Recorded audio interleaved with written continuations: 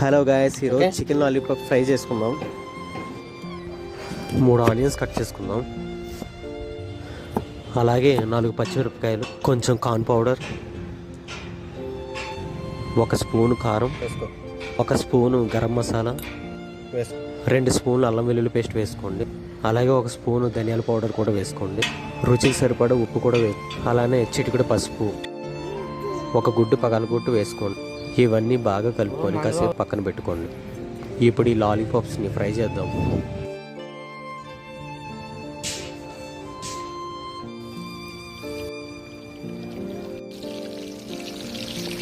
Chicken deep fry అయ్యాక పొయ్యి మీద పెనం పెట్టుకొని కొంచెం ఆయిల్ వేసుకొని ఈ ఆనియన్స్ పచ్చిమిర్చిని కలుపుకొని కొంచెం అల్లం వెల్లుల్లి పేస్ట్ వేసి బాగా మిక్స్ చేసిన తర్వాత చికెన్ అందులో వేసి లాలీపాప్స్ కొంచెం స్వీట్ ఫ్లేవర్ రావాలి కాబట్టి నేను కొంచెం టమాటా సాస్ వేసుకున్నానండి.